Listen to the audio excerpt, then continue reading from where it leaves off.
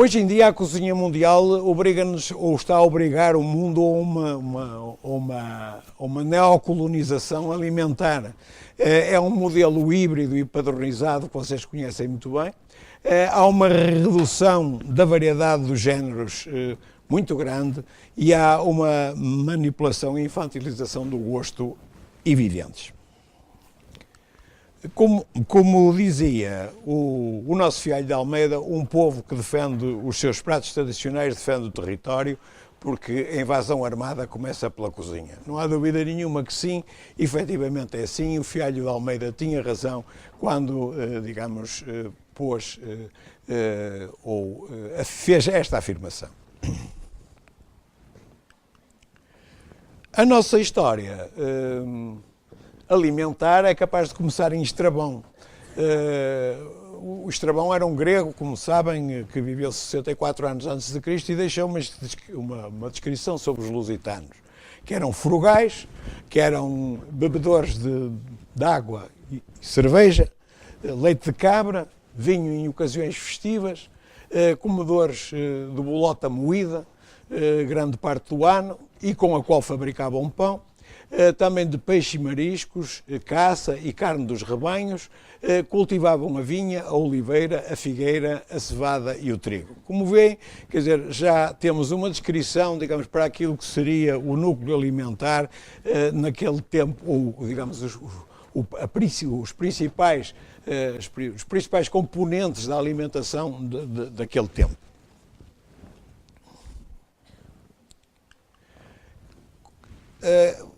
E eu vou fazer uma coisa de vez em quando, vou andar para a frente e para trás como se tivesse uma máquina do tempo e pudesse recuar e avançar, porque há algumas coisas que lembram outras e depois é necessário voltar atrás.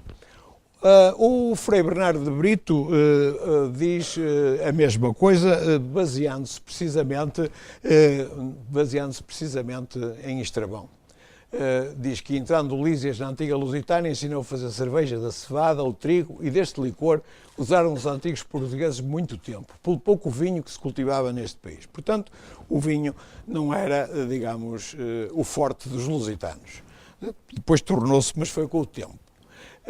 O Rafael Blutot, que é o nosso primeiro dicionarista, é o primeiro homem que faz um dicionário em Portugal, a pedido de Dom João V, diz que, acerca da cerveja, que é uma bebida que se usa nas partes setentrionais, que se faz com cevada ou com trigo ou com uma e outra coisa misturada com erva de pé de galo.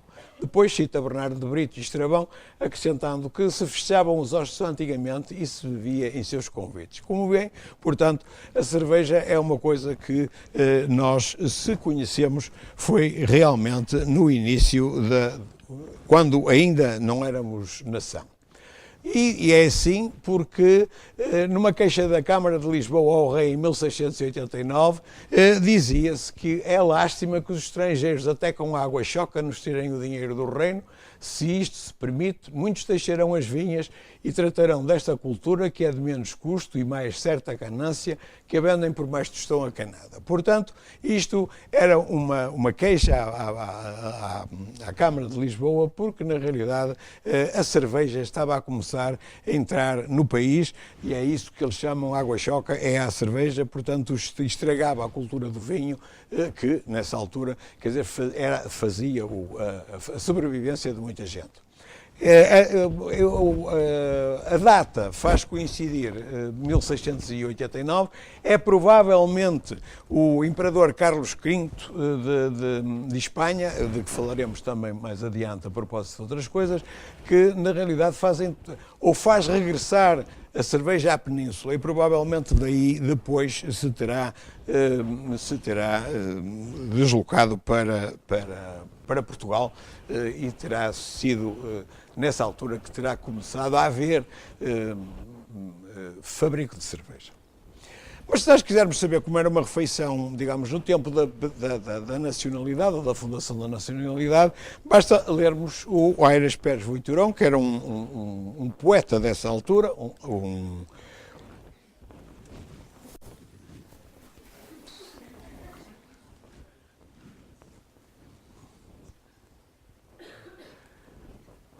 e verificam pela poesia que naquele tempo, digamos, uma boa refeição, porque ele está a falar de uma refeição no Paço, uma boa refeição, era pão, vinho, capão assado, cabrito assado e lombo de vinha de alhos e de sal. Reparem que o tempero de vinha de alhos já nessa altura existia, portanto é tão velho quase como a nacionalidade portuguesa. Outra coisa curiosa, quer dizer, é, digamos, esta poesia, portanto, o Aires Pérez Voiturão fala de vinho, não é? E o Fernão Soares de Quinhones, que é um trovador, fala-nos, ou diz-nos, ou tem esta poesia: ai amor, amor de Pedro Cantone, que amor tão saboroso e sem rolha. E o Centapone é sem rolha. Portanto, o que isto quer dizer é que o Pedro Cantone, fosse ele quem fosse, gostava de vinho aberto, não era rolhado. E depois diz outra coisa curiosíssima, que é: que amor tão astroso e tão delgado, quem o tivesse um ano soterrado. E que fosse em boa hora nascido e que depois dele tivesse uma ração boa. Portanto, o que é que isto nos sugere? Sugere-nos uma coisa interessantíssima, que é isto. Nós, habitualmente, quando falamos de Trás-os-Montes e falamos do vinho dos mortos, há uma explicação para o vinho dos mortos, que é, digamos, durante as invasões francesas, os lavradores enterravam o vinho, digamos, para que os soldados o não roubassem. E, portanto, teria sido aí, ou durante as invasões francesas, que o vinho dos mortos teria sido, digamos, iniciada, ou teria sido iniciada a sua produção. Ora bem, agora, aqui, como veem, tudo isto sugere nesta poesia que o vinho dos mortos já existia no século XIII, portanto, muito antes, como sabem, das invasões francesas. Vinho esse que, na realidade, poderia este senhor que existe no Museu do Louvre e que toda a gente, ou muita gente, atribui ao nosso pintor Nuno Gonçalves, na realidade este poderia ser o Pedro Cantone da poesia que acabámos de ouvir. Mas não pensem que se comia muito mal. Na realidade, se formos ver, no lançamento da primeira pedra da Catedral de Toledo, o Dom Ximenes de Rada, que era o arcebispo, deixou o registro da refeição. E o registro da refeição era guisado de abóbora, berinjela e cebola, chamava-se alboronia, carpas cozinhadas em escabeche suave e perfumado, empada de enguia estaladiça, arroz com leite polvilhado de canela, frutas das hortas do Tejo sumarentas e perfumadas, requeijão fresco com amêndoas e mel, várias frutas de sertão, que eram pastas doces e fritas preparadas com queijo e maçapão, e pão alvo e um excelente vinho de Iepes. Como bem, não se tratava nada mal o arcebispo. Como veem aqui também, o que é facto é que não aparece carne. Portanto, isto faz-nos supor, ou diz-nos imediatamente, que isto era um dia de magro. Portanto, guardava-se as sextas-feiras e os dias de magro eram os dias em que não se comia carne, tinha que se comer peixe. Mas, digamos, para dia de magro, era realmente uma refeição sumptuosa. Chamava a vossa atenção para outro ponto que me parece que poderiam perguntar ou encontrar, que é o seguinte: é que quando se fala em peixe, normalmente os peixes são sempre de água doce. Muito raramente, nesta época, claro, muito raramente peixes de água salgada. Porquê? Porque normalmente os castelos e os mosteiros ficavam longe da costa, porque os castelos estavam situados para defender do invasor, e o invasor não vinha do mar naqueles tempos, era do lado de lá da fronteira. Portanto, o que acontece é que o peixe do mar, quando chegasse, digamos, ao interior, chegava estragado, porque não havia meios de conservação. De tal maneira que as grandes preferências do peixe são do peixe de água doce. Daí a razão porque ele aqui aparece enumerado. E tanto é assim que, se vocês lerem o livro de cozinha da Infanta Dona Maria, que de que vou falar adiante, a Infanta, e é do século XVI, o único prato, o único cozinhado de peixe que lá aparece é de lampreia. Lampreia que também era muito do gosto dos portugueses dessa altura. Outra coisa que está aí, que é realmente engraçada, é o arroz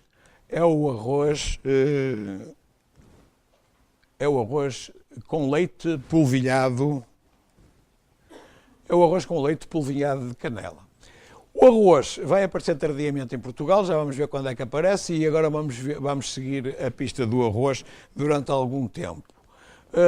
O arroz aparece, digamos, sugerido por Pedro Hispano, portanto, o nosso primeiro e único Papa, não sei se será agora o segundo, no livro da Conservação da Saúde. E no livro da Conservação de Saúde ele escreve: o arroz deve comer-se doce. E isto é engraçado também que tenhamos em conta por o seguinte, porque o arroz deve comer-se doce para os fidalgos, porque o arroz era, digamos, um alimento do povo. E só subia à mesa dos fidalgos quando, na realidade, tivesse açúcar. Portanto, porque o açúcar também não era uma coisa que fosse comum a todas as mesas, era só à mesa dos mais favorecidos pela sorte. Portanto, o arroz era dos pobres, e nós vemos aqui por Fernão Lopes, na crónica de Dom João I, os soldados tiveram de comer carne de porco com trigo cozido como arroz. Portanto, o arroz cozido era comido no século XIV naturalmente. E no século XVI vamos ver que na carta de Pedro Paz de Caminha, na carta de 1500 ao rei Dom Manuel, ele diz: e de tudo o que lhes deram, portanto aos convidados que foram a bordo, comeram muito bem, especialmente presunto cozido frio e arroz. Portanto, o arroz era também, digamos, um alimento de navegadores e, portanto, não era um alimento de gente pobre.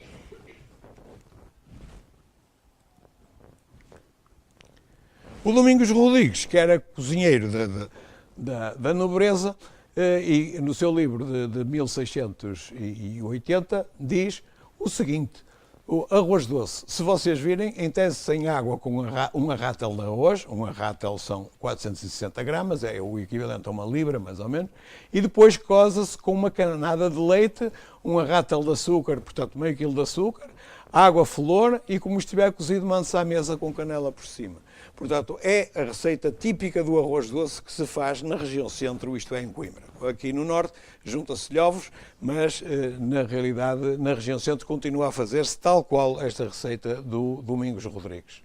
Portanto, com açúcar era, digamos, para a mesa do rei. Mais tarde, o Francisco da Fonseca Henriques dir-nos-á, no seu livro da Âncora da Saúde,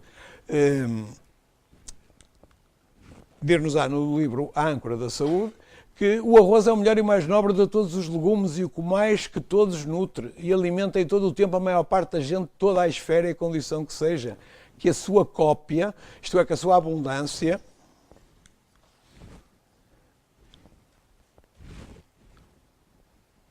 o facilita para as mesas baixas. Portanto, lá está, era um alimento, digamos, também do povo e também, digamos, da nobreza. E a graciosidade do seu sabor o levanta aos banquetes, mesas ilustres. Portanto, como veem, há aqui uma separação nítida ainda no século XVII, XVIII. O Paulino António Cabral, também conhecido por Abade de Jazente, que era um poeta que vale a pena ler, que é muito engraçado, dizia: tudo está caro nos nossos dias, graças ao céu, temos a bom preço os tramoços, o arroz e as senhorias. Portanto, realmente o arroz era também, nesta altura, um alimento barato. O Pedro Hispano dá dois exemplos de receita também naquele tempo, e estamos a regressar agora ao século XIII novamente, como uma receita com virtudes terapêuticas e uma para passar bem nos meses de verão. Ora bem, isto é só para vos mostrar como a alimentação era encarada, quer, digamos, como terapêutica, isto é, como dieta específica, quer ainda como alimentação. Portanto, esta fígado de aves assado na brasa era com virtudes terapêuticas para doenças do fígado. A segunda era para passar bem nos meses de verão, portanto, e era alface cozida com carne. Portanto, como veem, um prato simples, para gente simples e de gostos simples, como eram naquela altura. Outra saga é a saga do bacalhau. O bacalhau é comercializado desde 1353 e resultou das conversações do Afonso Martins Alho, que era um comerciante aqui do Porto, com o Eduardo III da Inglaterra e durante o reinado de Dom Afonso IV. Este Afonso Martins Alho era tão esperto que, na realidade, dizem que o dizer esperto como um alho se devia realmente à esperteza deste Afonso Martins, que conseguiu comercializar e por troca com vinho verde o bacalhau com o Eduardo III de Inglaterra. Como sabemos também, o bacalhau foi sempre um alimento de pobres, só ultimamente é que se tornou realmente um alimento da nobreza atual. Portanto, o que é facto é que daí também o ditado, para quem é bacalhau basta, porque, portanto, bacalhau chega para quem tem pouca importância. O Gil Vicente, por os vistos, não gostava muito, porque diz ele que bem posso eu cantar onde dão sempre pescado e de 12 anos salgado o pior que está no mar. Isto na face dos almoquebes, portanto ele não seria grande apreciador do pitel. Mas o Gil Vicente também era poeta da corte, portanto se calhar comia melhor do que os outros. A nossa Josefa de Óbidos dá-nos uma representação do bacalhau, como veem aqui, e, digamos, isto é tudo do mês de março. Este quadro é chamado quadro do mês de março, e depois tem aqui escrito em baixo, não podem ver, é difícil, que março sou pobre de frutas, marisco e carapau, mas não falta bacalhau, peixe fresco, nem jatrutas. Portanto, esta é, digamos, a emenda para o mês de março de Nossa Josefa de Óbidos, que copiou o quadro do paizinho Baltasar Gomes Nogueira, que fez o mesmo quadro, digamos, rigorosamente com os mesmos dizeres em baixo, mas como veem, entre o quadro do pai e o da filha, digamos, há uma diferença razoável, embora sejam obviamente parecidos. E isto, o bacalhau que foi comercializado naquela altura, foi, digamos, começado a pescar pelos portugueses cerca de 1501, por uma colónia que formaram na Terra Nova os pescadores de Aveiro, de Viana do Castelo e da Ilha Terceira. Há uma colónia que se fixa na Terra Nova e a partir daí o bacalhau passa a ser, ou passa a vir para Portugal através, digamos, da sua produção nessa colónia de pescadores. Não era só o bacalhau que era seco. Reparem aqui no Dom Francisco Manuel de Melo, na Feira da Nexins, diz, em metáfora de peixes, a mim disseram-me que estava muito escalada, deve ser algum cação. Portanto, cação escalado só pode ser o litão, que é também um tubarão pequenino, tal qual como o cação, tem este nome latino e em Olhão, digamos, é um dos peixes que se usava, agora é mais caro que o bacalhau, mas que se usava, digamos, e era na ceia do Natal, em substituição do bacalhau, porque o bacalhau já era caro e o litão ainda continuava a ser barato. Agora inverteram-se, digamos, os preços. Também do Paulino António, isto é a mesma poesia, mas na realidade ele ali queixa-se de que os preços estão todos a subir, parece que está os tempos atuais, e dizia, a 35 reis custa a pescada, o triste bacalhau a 4,5, a 16 vinténs corre o centeio, do verde a 30 reis custa a canada.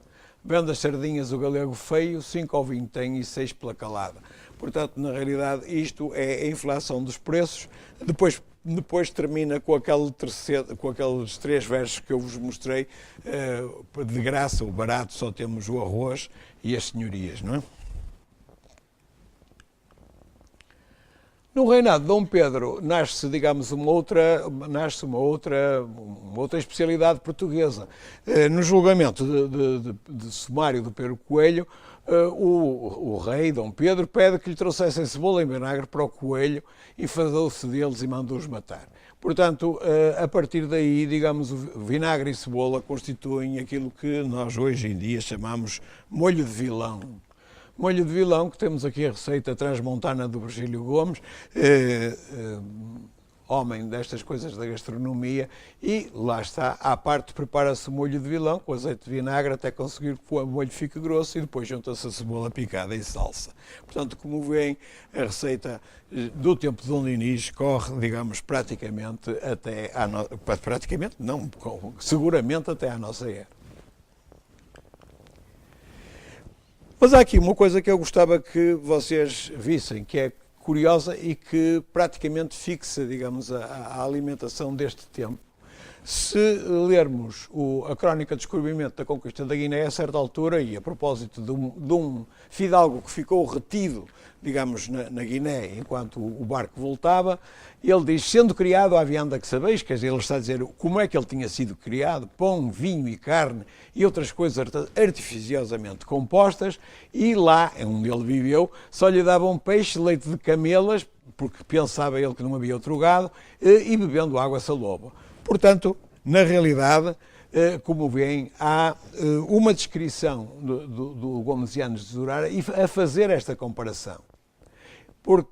Portanto, o que é que ele considerava fundamental e que toda a gente considerava fundamental nesta época? Isto.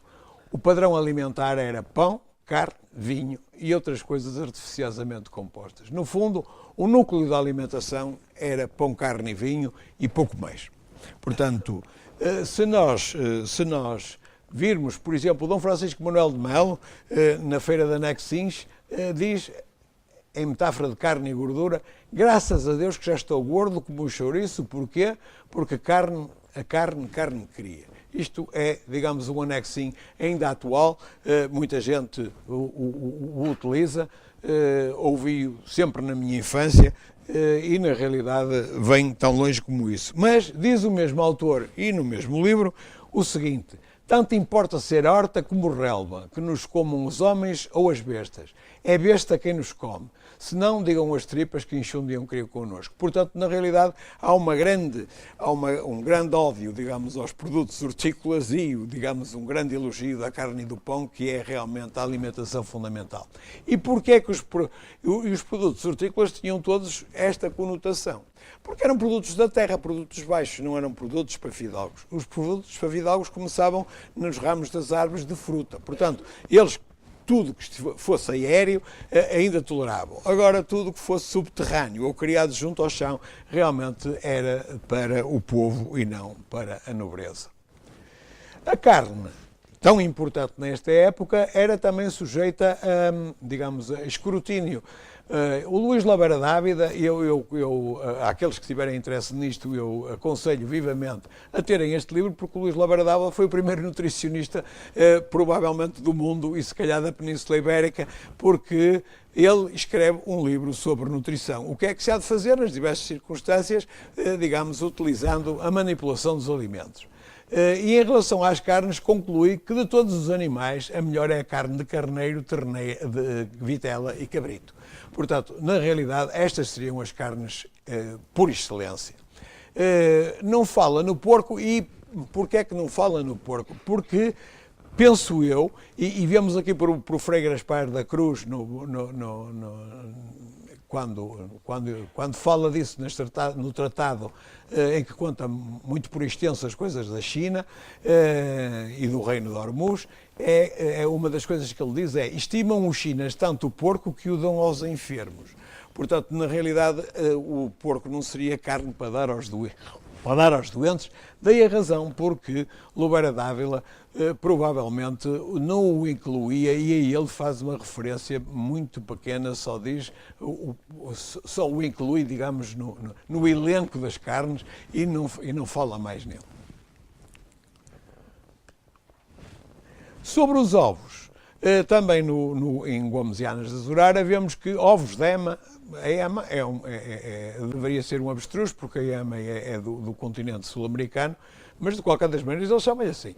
Ovos de ema vieram um dia à mesa do infante, 3 iguarias deles, tão frescos e tão bons como se foram de algumas outras aves domésticas. Portanto, os ovos eram muito grandes, como compreendem, a ema deveria ser um avestruz, penso eu, isto está a falar da África, e os ovos eram grandes e daí o espanto.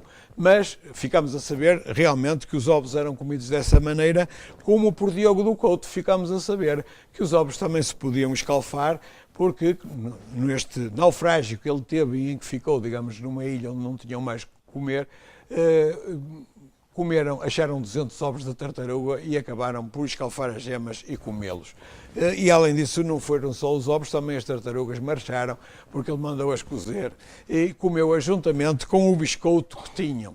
O biscoito, quer dizer, cozido 2 vezes, era, digamos, pão cozido 2 vezes, que era utilizado, digamos, no fabrico do pão que levavam nos navios, digamos, para subsistência. Também a perdiz gozava, digamos, de um grande êxito naquele tempo.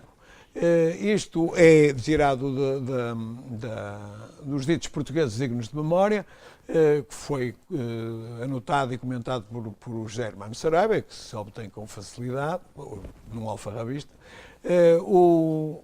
No tempo de Dom Afonso V, dizia um fidalgo: dizei vós ao Duque e ao Marquês e a Dom Álvaro que eu não hei medo a homens que comem as perdizes com azeite e vinagre. Ora bem, aqui está, digamos, uma referência aos caçadores. Ele não tinha medo de caçadores, mas esta perdiz, preparada desta maneira, é a tradicional perdiz de escabeche, que é da cozinha tradicional alentejana, e é a perdiz à portuguesa que o Domingos Rodrigues, digamos, dá a receita na arte de cozinha. O Sá de Miranda também gostava de perdizes, portanto, na sua poesia nós vamos encontrar: não vinha nada da praça, ali da vossa cachaça, ali das vossas perdizes, ali das frutas da terra, colhida em sazão cada uma. Portanto, na altura não havia, como hoje, fruta é toda a hora e momento, portanto as frutas eram sazonais, só se comia laranjas no tempo das laranjas, maçãs no tempo das maçãs, peras no tempo das peras, portanto daí a razão que ele diz colhida em sazão cada uma, e, digamos, faz o apelo às perdizes e às frutas da terra, porque o Sá de Miranda viveu aqui no Norte, acho que foi onde fez a maioria da sua poesia, onde escreveu a maioria da sua poesia. O Gil Vicente, eu aconselho vivamente a ler o Gil Vicente, porque o Gil Vicente, digamos, se quiserem, transforma-se rapidamente num grande tratado de cozinha, porque a obra toda dele, quer dizer, tem vastas referências, quer dizer, a comida e a preferências alimentares. Aqui na tragicomédia Pastoril da Serra da Estrela, que é de 1527, ele fala do desejo do ermitão: à ceia e jantar perdiz, ao almoço mochama e vinho de seu matiz. Mochama, que ainda hoje se consome e podem arranjar, por exemplo, em Vila Real de Santo António ainda há restaurantes que servem mochama. A mochama é atum seco às tiras, quer dizer, que provavelmente na altura era um alimento de sucesso, porque os desejos do ermitão eram estes: perdiz, mochama e vinho. Mas também, digamos, o povo gostava de sardinhas, que é outra coisa que os portugueses sempre estiveram ligados. E na volta da festa pode ler-se: eu assim começou o tosco, segundo a vida que faço não trocaria convosco, porque com 2 sardinhas fico eu mais satisfeito que vós com o vosso desfeito. Nem 100 capões nem galinhas não vos fazem mais proveito. Portanto, reparem, ele fica satisfeito com 2 sardinhas, mais do que com 100 capões ou galinhas, que eram, digamos, os preferidos pelos fidalgos. O que é o desfeito? O desfeito é uma coisa que aparece muito, digamos, na cozinha antiga, e eu tomei a liberdade de trazer aqui a receita do desfeito de carneiro do Domingos Rodrigues, que diz que o desfeito de carneiro faz-se fazendo 2 arráteis de carneiro da perna em pequenos sem osso. Portanto, é em bocadinhos, desfeito é em pedacinhos, como a gente faz para comer antes, portanto, é pré-partido, digamos assim. D. João II também não desdenhava nada de sardinha e dizia que a sardinha farta sabe bem e custa pouco. Os salmonetes, poucos e custam muito. Uma outra coisa que aparece neste tempo e que aproveito o diapositivo para mostrar é que dizia um fidalgo El Rei que já não podia comer galinha senão com canela. Portanto, começam a vir as especiarias e começam a juntar-se as especiarias a toda a alimentação e, na realidade, aqui está, digamos, este fidalgo a mostrar que ele era importante, que só comia galinha com canela. Aliás, o mordomo diz-lhe que quebra as canelas a andar atrás delas sem as poder ter para comer. Portanto, na realidade, era esta a diferença que havia, digamos, entre o mordomo e o fidalgo.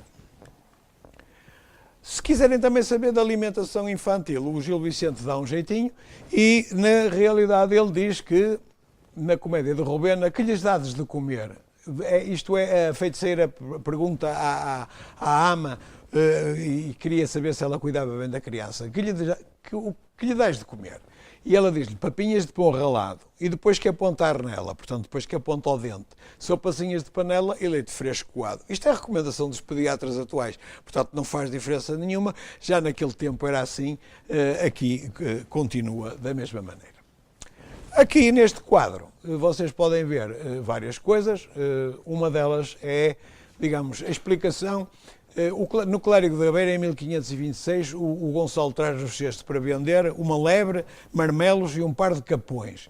E limões para os comer. Portanto, o assado comia-se com limão e realmente aqui vem, por exemplo, nesta ceia de Cristo de Francisco Henriques, que veremos mais adiante por outros motivos, mostra aqui, na realidade, o cabrito, o cordeiro assado e, digamos, o limão para o comer. Aqui aparece o saleiro está sempre presente em todas as mesas representadas, porque o saleiro era fundamental, às vezes era uma peça ornamental lindíssima. O pão era fatiado desta maneira, e era fatiado desta maneira porque não tinham pratos e, portanto, a comida era posta, digamos, sobre o pão fatiado deste modo. E a faca era o único instrumento de trabalho que tinham à mesa, portanto, servia para tudo, como veremos adiante neste quadro. Aqui tem um saleiro, este é um saleiro de 1525, reparem, digamos, a imponência deste saleiro, porque eles eram realmente assim. Outra coisa curiosa na história da alimentação é esta preferência pelos rabanetes, ou pelos rabos, ou pelos rábanos, são as designações que... O Garcia de Rezende diz: 3 senhor ao jantar, vaca magra sentam 5, com o seu quartilho de vinho, com que posseis arriar e não me chamamos quinho. À ceia da vaca fria, rabo, queijo e salada.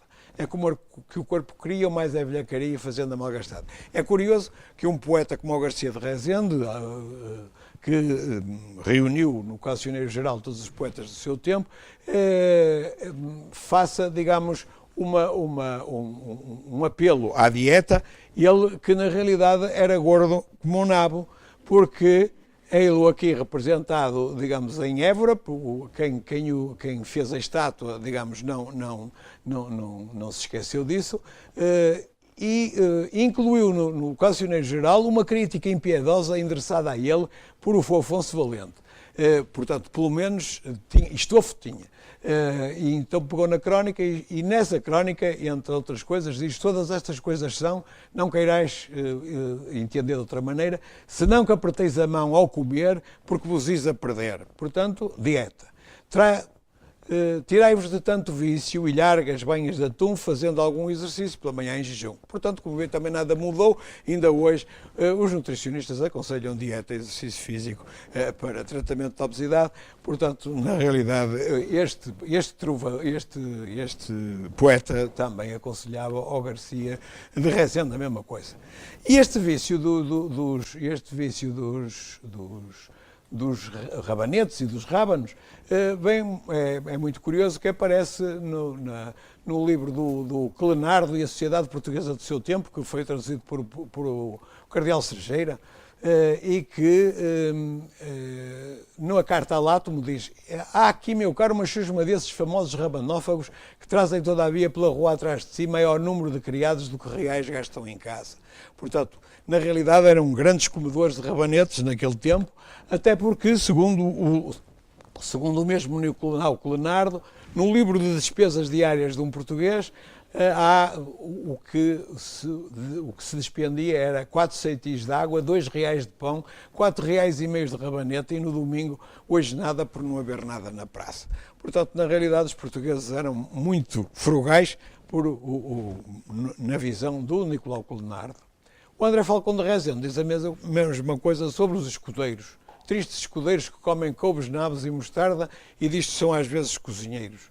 Portanto, na realidade, havia um vício tão grande que a própria ceia do Gregório Lopes, se vocês olharem bem para o quadro vão ver, Jesus Cristo também está condenado a comer nabos ou rábanos, como quiserem, porque estava na época deles. Outra coisa curiosa, e viram nesta representação, olham para a mesa e na mesa não há toalha, mas não há guardanapos. Ora, o guardanapo parece que começa a surgir em 1515, portanto o padre Francisco Álvares parte em 1515 para a Abissínia, e no livro da verdadeira informação das terras de Preste João das Indas diz: comem numas gamelas, chãs como bandejas de muito grande largueza, sem toalhas nem guardanapos. Portanto, na realidade, não se comia, ele achava estranho que se comesse na Abissínia sem toalhas nem guardanapos, e realmente é porque ele já comia com guardanapo, ou já tinha guardanapos para comer, e portanto, antes de 1515 já existiriam. Provavelmente só em algumas mesas, é óbvio. O guardanapo, o Weiss dá a palavra como entrada no léxico pela mão de Fernando Oliveira. O Fernando Oliveira foi o primeiro gramático português, se calhar não foi o primeiro, mas foi o primeiro que fez uma gramática em 1536. E o Frei Gaspar da Cruz, que já citei há bocado, que partiu para o Oriente em 1544, diz a propósito de um banquete oferecido em Cantão, o qual foi para folgar de ver, nas mesas não havia toalhas nem guardanapos. Portanto, ele também dava o guardanapo como ausente. O Rafael Belutot, o primeiro dicionarista português, como disse há bocado, define guardanapo como assim: guardanapo devia de guardar, deriva de guardar e nape, que em francês vale o mesmo que toalha, porque o guardanapo serve para guardar não só o vestido de quem come, mas também a toalha da mesa em que se come. O guardanapo era uma evolução porque, se lerem, digamos, mais atrás, o que acontece é que antigamente as mãos se limpavam ou no fato do vizinho, ou num coelho morto pendurado numa cadeira, ou nas costas dos cães. Portanto, era assim que se limpava as mãos à mesa. Portanto, o guardanapo era uma invenção e uma inovação nestes tempos. O que nós vemos é que, na realidade, quer nesta última ceia do século XIII, quer no banquete de Dom João I com o Duque de Lencastre, quer ainda neste quadro do Francisco Henriques, não há nunca guardanapos. Portanto, eles provavelmente irão aparecer com frequência mais tarde do que meados do século XVI. Aqui vem bem o tríplice uso da faca. Este é o quadro de Francisco Henriques que viram há bocado, só o pormenor aqui. A faca era usada como corte, portanto para cortar o pão, como garfo para picar a comida e para levá-la à boca, e ainda como palito. Se virem, um dos apóstolos está descaradamente a palitar o dente, digamos, com a faca. Portanto, era assim naquele tempo e foi durante muito. Mas também havia banquetes. Banquetes, a palavra banquete deriva das banquetas que se usava para pôr à volta da mesa para as pessoas se sentarem e comer. Eram banquetes onde se sentavam, banquetes corridos. E tanto assim que o Gil Vicente faz em várias dos seus autos, faz troça, digamos, das pessoas, por elas não saberem o que é uma cadeira. Portanto, do povo, o povo não sabe o que é uma cadeira. Aparece no Juiz da Beira, por exemplo, que não sabem o que é uma cadeira. Ora bem, aqui esta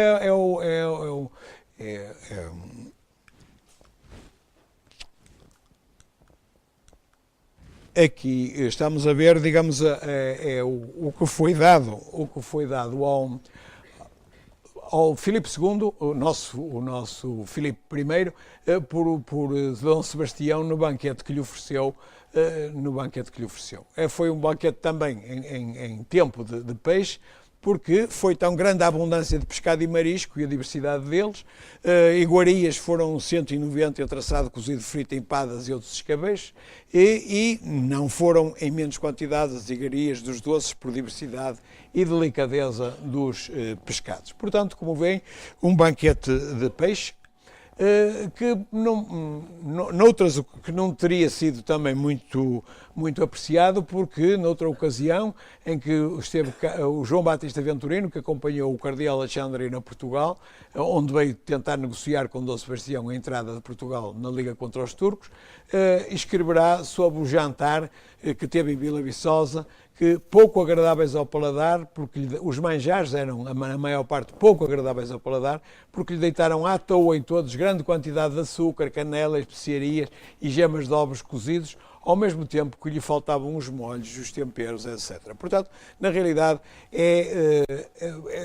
devia começar aqui, eu estava a começar aqui, a aprendizagem dos portugueses a lidar com as especiarias que traziam da Índia e que, na realidade, não sabiam muito bem que destino lhes haviam de dar, nem como as haviam de utilizar em cozinha. Terão de vir depois os cozinheiros mostrar como isso se fazia. As sobremesas eram com certeza absoluta de fruta, como nós sabemos, e também poderia haver queijo, mel, cerejas e tigelada, como representa Josefa de Óbidos neste quadro. A tigelada tem aqui a receita, se quiserem fazê-la ainda hoje se pode fazer, porque no Códice Português achado na Biblioteca Nacional de Nápoles, a infanta Dona Maria dá a receita dessa tigelada de leite, em que se faz com 4 ovos, açúcar, farinha e 5 colheres de farinha. É tudo batido e numa tigela untada com manteiga. Portanto, é um bolo simples, como hoje ainda se faz. Esta Dona Maria, de quem tanto falamos, era neta do rei Dom Manuel I, filha do infante Dom Duarte, casou com Alexandre Farnésio, casou em 1565 e no enxoval dela seguia aquilo que se chama o livro de cozinha da Infanta de Portugal. Isto não é um livro de cozinha, a Infanta de Portugal só foi para a Itália, triste como à noite, com um senhor que se calhar conhecia mal, e levou, digamos, no seu enxoval aquilo que a gente chama as receitas da mãe ou da avó, quer dizer, manuscritas e postas e em folhas. Portanto, não é um livro, é, digamos, um recordatório de receitas. Está publicado, portanto, podem consultá-lo àquela altura. O pai da infanta Dona Maria a vida dele foi descrita por André de Rezende em 1567 e conta um episódio engraçado, e engraçado por vários motivos. Diz que nas margens do Divor, em Arraiolos, isto é um rio, o Divor, um moleiro pescava picões e bordalos e o infante parou e gostou tanto, digamos, dos alimentos, de ver os peixes, que pediu para ele lhes cozinhar e ele assim fez. E, portanto, os bordalos foram servidos assados, com uma coentrada pisada com folhas de alho e uma tigela de leite anujal. Este leite anujal é leite sem gordura, portanto, na realidade, eles tiravam a gordura ao leite para fazer queijo e manteiga, e o leite era servido sem gordura, mas aqui, em honra do infante, o leite foi deixado inteiro, provavelmente. Também gostavam muito de outro peixe usado ou de pescado em Portugal, que é a azevia, que é um peixe, não é português exclusivo, mas existia muito no nosso mar, ainda existe. E o Gonçalo da Labra, que era um sirgueiro, isto é, um negociante de seda, tinha a impressão de que o empregado dele lhe metia a mão na fazenda. De maneira que um dia seguiu e foi dar com ele numa taberna e achou-o sentado à mesa comendo azevias fritas e pão mole. Ora, azevias fritas e pão fresco era uma coisa que não podia ser comida por um criado de um sirgueiro. De maneira que, de certeza absoluta, que o roubava, de maneira que despediu por causa de tão lauta refeição, como vocês veem. O Frei Jerónimo Bahia, que foi poeta da corte de Dom Afonso VI, numa viagem de Lisboa para Coimbra, também deu-se com o seu corpo na Alhandra, que é uma estalagem bem provida, onde se bateu galhardamente com 12 azevias encorpadas, deixando-as tão fracas que foram postas na espinha, segundo palavras dele. O que é engraçado nós seguirmos a viagem, entra na mesa portuguesa em 1531. Dom Pedro Mascarenhas ofereceu em Bruxelas ao Imperial Carlos V um banquete onde o peru entrava para além dos 16 pratos que foram servidos e das 16 sobremesas, onde estavam marmelos com açúcar, mel de tâmara, pimenta açucarada e espécie aromática das malucas.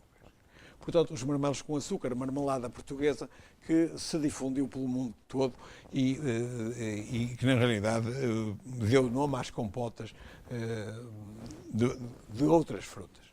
Este peru também foi servido em 1536 durante um banquete oferecido por Dom João III.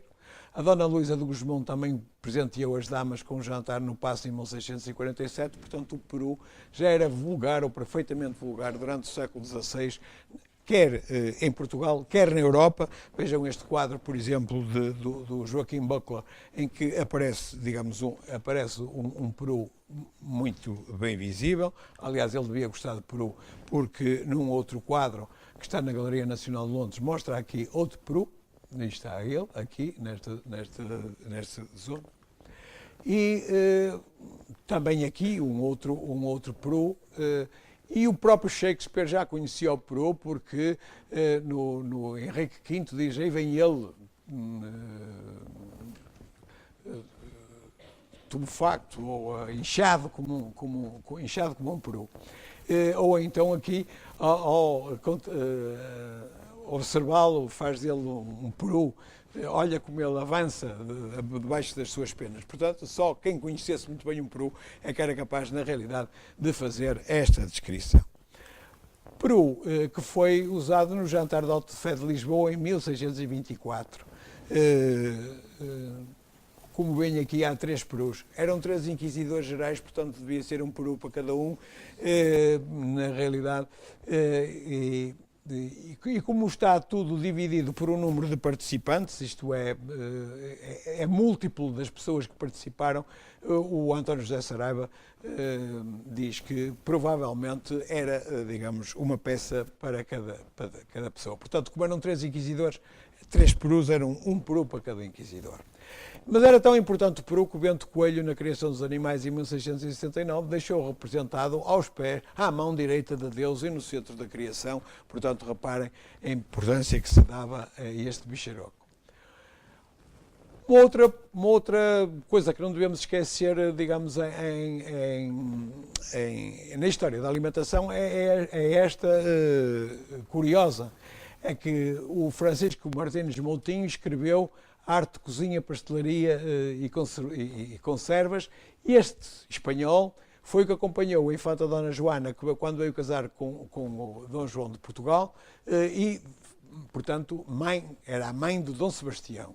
Ele esteve cá há muito tempo, de tal maneira que tinha uma influência muito grande, digamos, no seu livro seu livro de cozinha denota uma influência muito grande, digamos, da cozinha portuguesa e chega a pôr algumas receitas. Uma das receitas que ele faz é sopa de vaca à portuguesa, contrafeita em dia de peixe. Portanto, os portugueses, como sempre, muito aldrabõezitos, lá conseguiam uma sopa contrafeita em dia de peixe.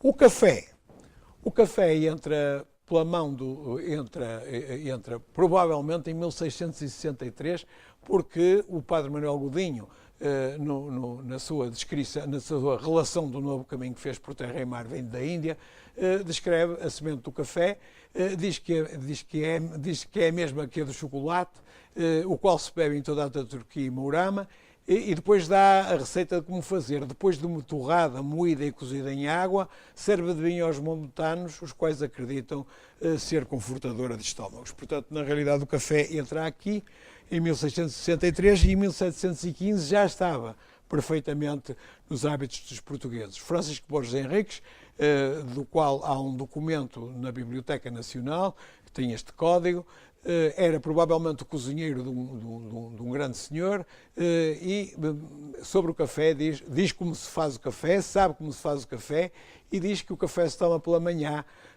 de almoço em jejum sobre alguma coisa com uma fatia de pão com manteiga. Portanto, o nosso pequeno almoço continental também pelo menos já é tão antigo como 1715. Uma outra coisa que importa dizer é que de 1537 a 1640 provavelmente se comeu à mão, porque no livro de Fernão Mendes Pinto, na Peregrinação, diz: e nos rogou o rei que por amor dele quiséssemos perante ele comer com a mão, assim como fazíamos em nossa terra, porque folgaria a rainha de nos ver. Daí a razão da palavra manducar quer dizer comer com a mão, e portanto eles comiam com a mão. Só na pragmática do cerimonial para o serviço de refeição a Dom João IV, portanto estamos a falar para 1640, é que aparece o registro de faca, colher, garfo e guardanapo. Portanto, o garfo provavelmente entrará apenas no tempo no século XVII em Portugal. Isto aqui é uma coisa curiosa, não tem nada a ver com alimentação, ou tem, mas eu acho que trouxe isto porque acho que vos poderá interessar. É uma alteração do comportamento alimentar. Portanto, é o comer coisas que não são de comer. Aparece no século XVI ou XVII em Portugal, é a bucarofagia, segundo Moraes. É um costume antigo comer o barro aromático dos púcaros. Portanto, na realidade, isto hoje em dia seria classificado pela medicina como pica. Pica é a doença do comportamento alimentar que leva, digamos, a comer coisas estranhas e não comestíveis ou digeríveis. Portanto, o búcaro entrou em desuso e significava o mesmo que púcaro. A nossa Carolina de Miquelis fala dele, digamos, no Boletim Hispânico em 1905. Mas podemos encontrar também em Dom Francisco Manuel de Melo, em Metáfora de Terra, e eu que fui barro de Estremoz, por onde a sua esquivança bebia fineza, está a falar de uma dama, e depois, adiante, diz: se lhe dessem comer barro, do qual podia gostar melhor do que de mim. Portanto, as damas do seu tempo comiam barro que se fartavam. No Relação do Reino de Portugal, o Tomás Cox diz também: frequentemente as mulheres portuguesas comem as taças de barro por onde bebem.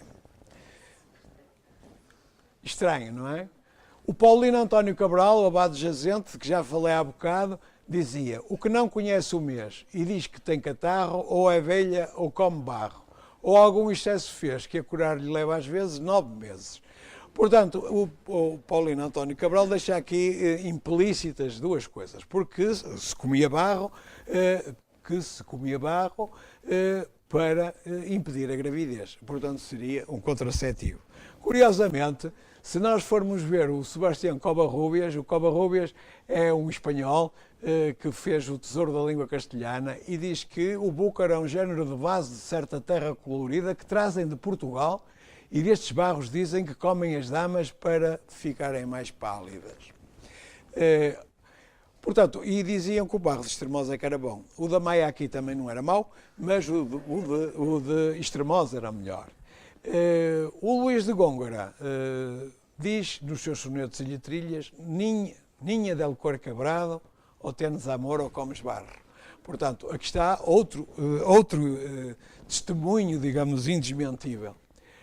A Maria Catrine Dolnois, que era uma escritora, fez uma viagem pela Espanha e dizia que havia algumas senhoras que comiam argila e o estômago e o ventre inchava, se punha duro como uma pedra e ficavam amarelos como os marmelos. A senhora a irmã Estefânia da Encarnação reconhece que, como o viu comer, achou também que devia comer e depois custou-lhe muito a acabar com o vício. Mas concorda que foi durante esse tempo que quando viu Deus com mais claridade. Portanto, na realidade, prestava-se também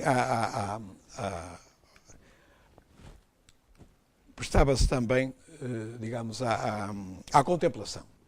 Portanto, no fundo, para que é que servia? Servia como anemiante para dar cor à pele, porque na realidade era uma substância estranha, como regulador da menstruação, porque na realidade, como desencadeava a anemia, a menstruação desaparecia, portanto é por isso que era um anticonceptivo. Era alucinogénio, não sei se, por causa disto que está a dizer a madre encadernação, e, portanto, também como contraceptivo, como é óbvio. Se era assim ou não, não sei. Mas há quem defenda que era dada à infanta Margarida da Áustria, porque se virem no quadro das meninas, o célebre quadro das meninas, que está aqui, aqui é uma visão mais aproximada, veem que a aia está a oferecer à menina um púcaro de barro. E esse púcaro de barro, podem vê-lo aqui, digamos, em tamanho maior, não há dúvida nenhuma que é um púcaro de barro de Estremoz, porque a Nossa Josefa de Óbidos deixou, digamos, bem representado.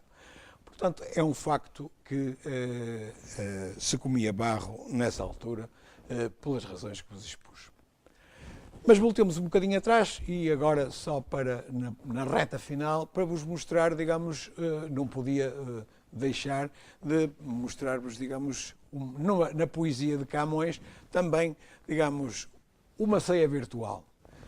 Aqui é de um poeta com fome e ele diz: tendes nem migalha assada, coisa nenhuma de molho, e nada feita em empada, e vento de tigelada, picar no dente em remolho. Reparem, picar no dente. É como estava a fazer o apóstolo há bocado, portanto, na realidade, com a faca é que se pelitava os dentes. De fumo os dentes tassalhos, aves da pena que sentes, quem de fome anda doente, bocejar de vinho e alhos, manjar em branco. Excelente. Reparem que é deliciosa esta poesia porque diz tudo o que ele não tem, o manjar em branco, não tem nem migalha assada, mas diz-nos o que é que era assado com molho, empadas, tigelada, pedaços grandes de comida, provavelmente de aves, e vinho, o tempero seria vinho de alhos e manjar em branco. O manjar branco existe provavelmente em Portugal desde o reinado de Dom Dinis, desde 1279, portanto. Aparece no livro de cozinha da Infanta Dona Maria, está aqui. E era chamado manjar branco porque, se vocês virem, ele é feito, digamos, de peito de frango, de farinha de arroz, de leite de sal e açúcar, tudo branco. Uma alternativa era fazê-lo com lagosta, porque era também branco. Portanto, ainda se vai encontrar-se, esta receita ainda aparece sem alteração nenhuma no livro de cozinha do Bento da Maia. O livro de cozinha do Bento da Maia foi publicado em 1903 e em 1903 esta receita ainda se mantinha rigorosamente igual. Ainda do Camões, e muito curioso porque nos explica algumas coisas, diz: pois também cá minhas dores me não deixam comer pão, nem come minha afeição, senão sopadas de amor e 1000 postas de paixão.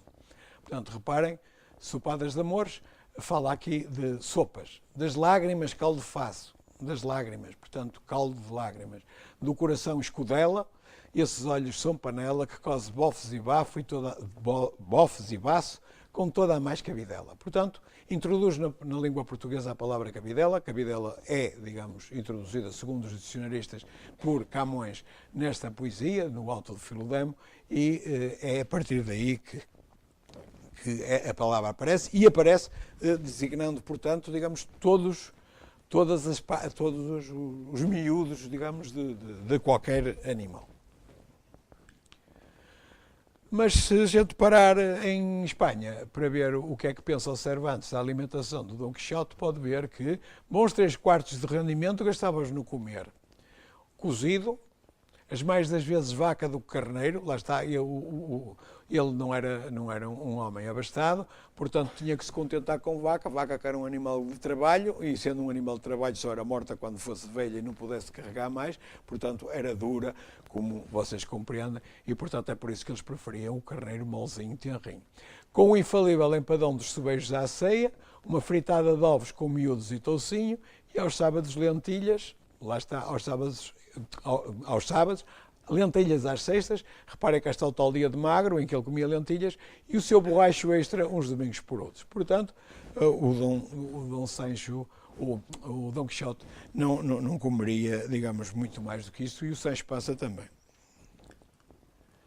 O Frei Jerónimo Bahia, na mesma altura, contentava-se pela manhã um pãozinho de vintém quente que escalda, com manteiga e com açúcar, que para nós isso basta. Depois ao almoço, cravo ao almoço, isto seja ao almoço, jantar não digo nada, que há de ser em casa alheia, regra que entre nós se guarda. Portanto, o almoço é a refeição da manhã, o jantar é é o almoço nosso, não é? E a ceia é o jantar. E depois, mas diz ele que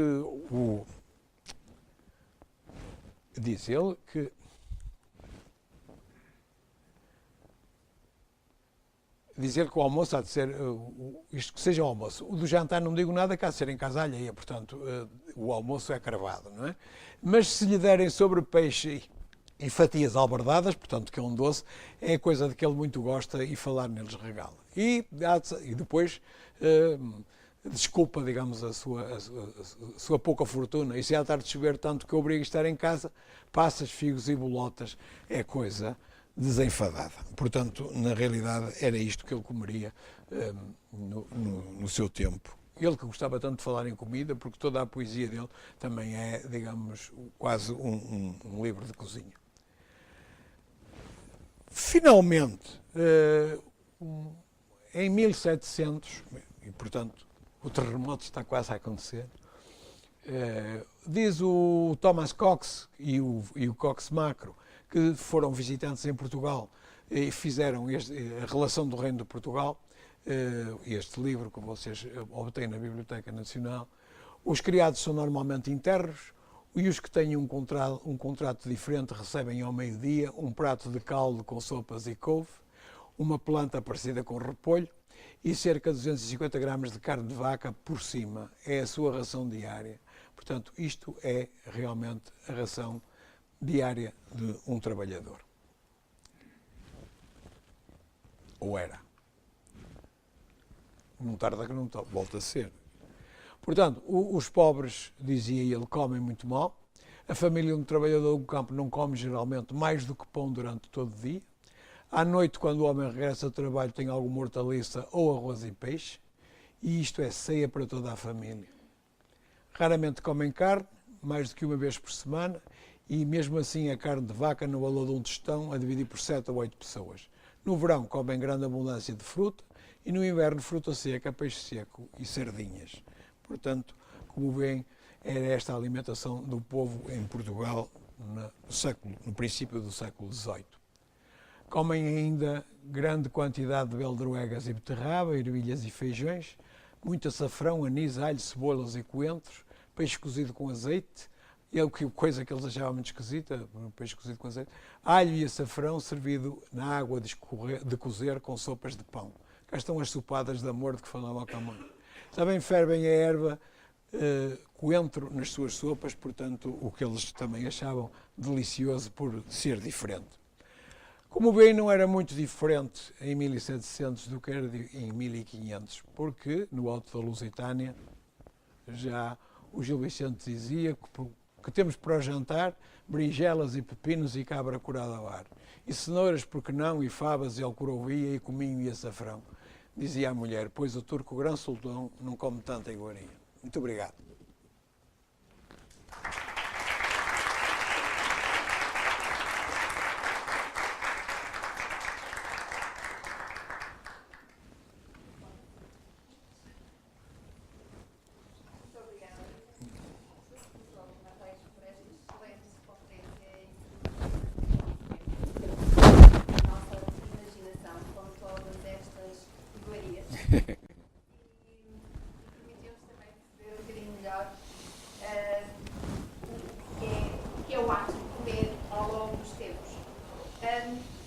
Alguém deseja fazer alguma pergunta, colocar alguma pergunta?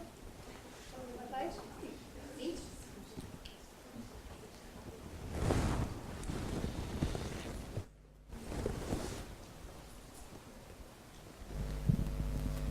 Boa tarde, meu nome é Luís Silva. Eu queria lhe perguntar como é que o arroz chegou à Península Ibérica, porque eu pensava que o arroz era proveniente da China. Pronto, eu vou-lhe explicar. O arroz chegou à Península Ibérica no ano de 700 e e foi trazido, digamos, pelos mouros. Portanto, quando vieram, trouxeram-no e criaram, digamos, arrozais, digamos, na parte sul da península. Daí o arroz à valenciana, que também conhece, quer dizer, é, digamos, desses tempos imemoriais que vem o arroz de que se serviam para fazer o prato espanhol. Esse arroz foi cultivado no tempo de Dom Dinis, suponho que no Mondego, e suponho que, portanto, é aí que aparece. Mas também pelos mouros na bacia do Guadiana. Portanto, mas aí antes da independência. Portanto, na realidade, isso, e é curioso que, por exemplo, a Europa toma conhecimento do arroz não através da China, nem através de viagens, porque os europeus não viajavam muito. Quem viajava muito eram os portugueses, que andavam por aí, digamos, à procura de trabalho e de comida. Porque agora vou ter que voltar, não é? E, curiosamente, a Europa toma conhecimento do arroz através da Espanha. Portanto, e através portanto, dos muçulmanos.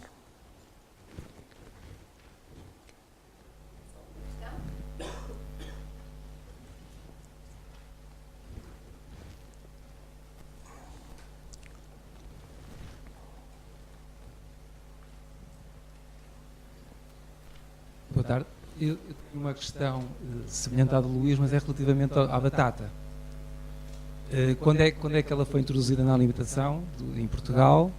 Porque, por aquilo que eu ouvi, parece que até 1755 não fazia parte da mesa dos portugueses. Nunca foi mencionado. Não, porque na realidade não era um alimento que fosse consumido diariamente pelos portugueses. A entrada da batata não sabemos muito bem qual. Sei que ela foi servida no Hospital de Todos os Santos em Espanha, cerca no princípio do século XVI, digamos assim, no princípio do século XVII. Mas o que é facto é que a batata só entra na Europa em França, não é? Porque o rei Sol mandou plantar a batata numa propriedade e demorou-a, e depois os lavradores foram lá buscar, porque como era plantada pelo rei, quer dizer, na realidade era capaz de ser boa. Aqui em Portugal eu procurei exaustivamente isso, porque na realidade a batata acabou por ser o grande alimento, digamos, desta nação, mas, por exemplo, Francisco da Fonseca Henriques, que era conhecido por o Mirandela, portanto era um homem que veio de Mirandela para a corte, depois de feito o curso de medicina, é óbvio, e que ainda tem a casa lá, pode-se visitar. Ele diz na âncora da saúde que há uma coisa que, parecido com túbaras da terra. Túbaras da terra são falta-me agora. Daqueles cogumelos subterrâneos que os porcos procuram. Trufas, isso. Pronto, estava-me a faltar o tempo. E ele chama-lhe castanhas da Índia. Portanto, na realidade, a batata é designada nesse livro por castanha da Índia. Repare, portanto, que era uma irrealidade ainda. Vem ser chamada batata mais tarde e é cultivada depois de 1700, depois já quase talvez depois do terremoto é que se torna mais conhecida, daí a razão porque não lhe fiz referência.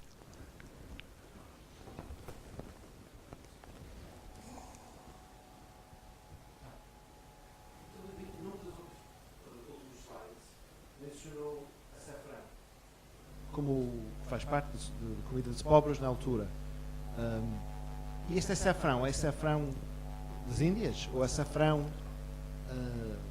que nós conhecemos como espanhol?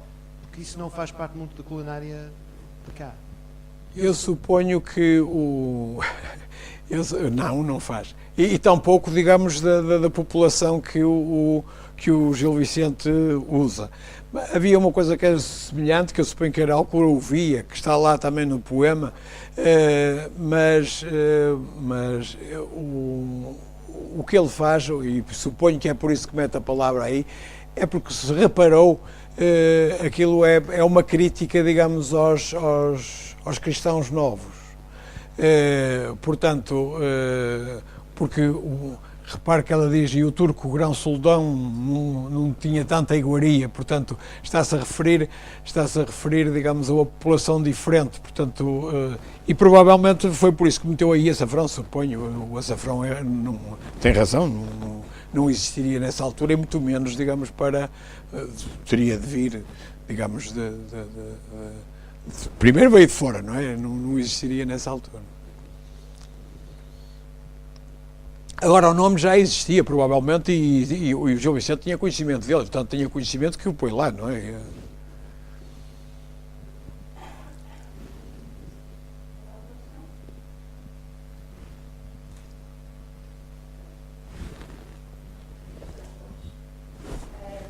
Eu acho que nós poderíamos continuar aqui internamente a tentar perceber toda a história da nossa alimentação, mas já vai tarde, agora já vai avançado, portanto eu queria dizer mais uma vez ao professor Guimarães, pela gentileza da sua conferência, por ter estado aqui connosco, partilhar Nada, esta informação. para mim foi um prazer, foi estar convosco e ter, digamos, uma assistência tão numerosa e tão interessada, quer dizer, o prazer foi meu, não foi vosso. E na realidade só tenho pena, quer dizer, que isto tenha que ser sincopado, quer dizer, porque, pronto, havia muita coisa para dizer e realmente há algumas coisas que nós gostaríamos, talvez até de conhecer melhor, e temos muitas dúvidas. Por exemplo, esta pergunta sobre a batata, que é uma pergunta difícil de responder, porque ninguém sabe, quer dizer, sabe que começou em França a sua difusão, mas não há muitas coisas que na realidade é difícil, quer dizer, e às vezes a gente apanha aqui uma palavra, ali outra, mas será assim, não será assim, não é difícil dizer. Definir também um bocadinho a nossa história. Em nome da Escola Superior de Biotecnologia, professor, uma pequena lembrança. Muito obrigado. Muito obrigado. Gostava de agradecer a vossa presença também. Muito obrigada.